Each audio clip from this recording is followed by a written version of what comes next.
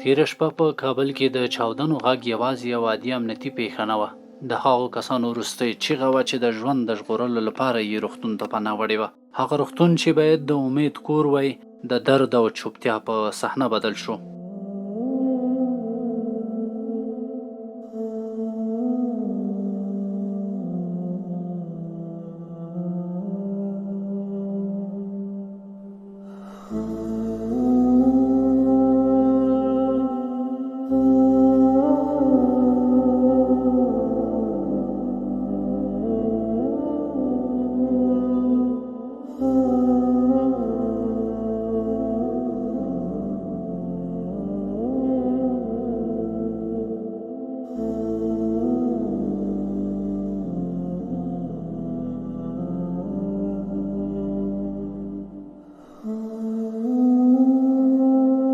په کابل ښار کې د روږدو د درملنې پر روغتون د وروستي پاکستاني پوځي رژیم ترهګریز برید له امله د پیښې یو شمېر شهیدان نن د کابل سره شمالي غونډۍ په سیمه کې په درناوي سره په ډله ییزه توګه خاورو ته وسپارل شول.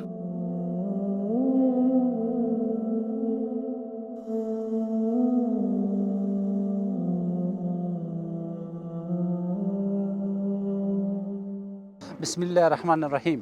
څو چې پاتې یو افغان وي تل به دا افغانستان وي. افغانان ختمیږي نه، بلکې د دې خاورې نه راپورته کیږي. هغه څوک چې تل یې د امپراتوریو هدیره ګرځولې ده، هغه چې بده سترګه باندې افغانستان ته ګوري، یوه ورځ به انشاءالله د دغو افغانانو په لاس مرداریږي. د اسرائیلو دښمن او د امریکا غلام، هغه څوک چې په افغانانو یې رحم ونه کړ او دومره یې شهیدان کړل، نن هماغه افغانان دغلته ښخیږي او یو ډله ییز قبر ورته جوړیږي. موږ ختمیږو نه تسلیمیږو، بلکې نور هم روحیه زموږ پیاوړې کیږي او دې هیواد ته مو د دفاع لپاره مټې رانغښتې دي. موږ همیش تسلیمیږو نه، ځکه د یو الله باندې باور لرو او د هغو بندګان یو.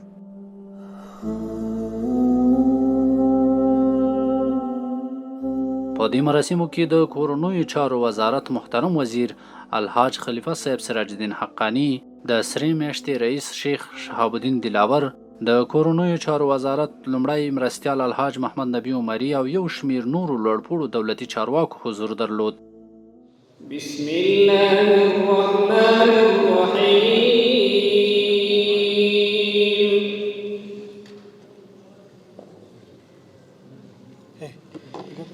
يوم نقول لجهنم هل امتلأت وتقول هل من مزيد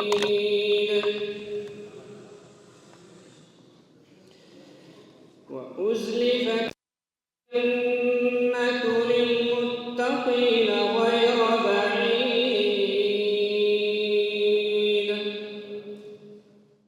ګډونوالو د شهیدانو له کورنیو سره خپله ژوره خواخوږي څرګنده کړه او ټینګار یې وکړ چې د بېګناه وګړو پر وړاندې دا ډول ترهګریز بریدونه به د انساني او اسلامي ارزښتونو خلاف عمل دی. د کورنیو چارو محترم وزیر په نړیوالو بشري بنسټونو غږ وکړ چې د دې پیښې په وړاندې جدي غبرګون وښیي او د ملکي وګړو د خوندیتوب لپاره خپل مسؤلیت ادا کړي. دغه ډول بریدونه د مخنیوي لپاره لازم اقدامات ترسره کړي. د دغه غمیزې دردمنو پیښې په مناسبت د افغانستان غیور ولس ته تسلیت او تعزیت وړاندې کوي. خاص کر د شهداو کورنۍ ته تسلیت او تعزیت وړاندې کوي چې الله جل جلاله دې د دغو شهداو شهادتونه قبول کړي، درجات دې بلند کړي. افغان ملت او قوم چې دی داسې د ویرې په ورځ باندې نه دی پیدا شوی، داسې خوب په ورځ نه دی پیدا شوی چې دغه پیښې نه متاثره شي. الحمدلله افغانان ورسره بلد دي. افغانان دپاره یو افتخار دی، اعزاز دی. خو دا خو د بشریت څخه، انسانیت څخه، د مسلمانۍ څخه ډېر لرې، ډېر کمزوری عمل و. موږ بیا هم افغانان چې دي داسې سختو ورځو سره بلد دي. الحمدلله د ازادي مې چې لاسته کړې ده په ډېره لوړه حوصله موږ لاسته کړې ده. په زرهاو، په سلهاو، په لکاو شهدا د افغانستان د ازادۍ دپاره شوي دي او په میلیوناو ملتونه چې کوم دي د دغه ترمنځ به دا عداوتونه خصومتونه مشکلات د پردۍ ګټې دپاره ایجادوي. هېڅ ګټه به د اسلامي ملتونو دپاره نه وي پکې.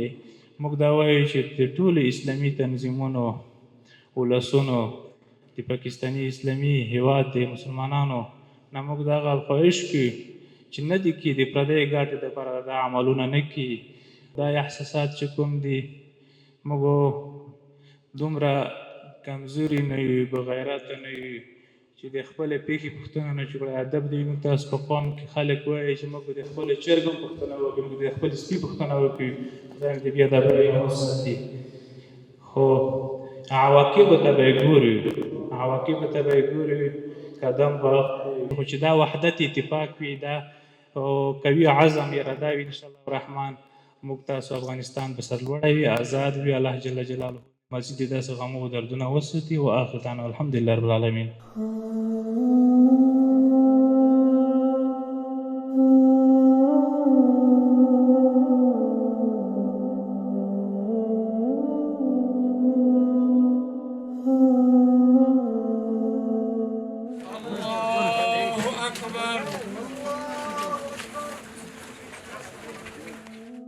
إنا لله وإنا إليه راجعون. وصلى الله تعالى على خير خلق محمد وعلى آله وأصحابه أجمعين برحمتك يا أرحم الراحمين.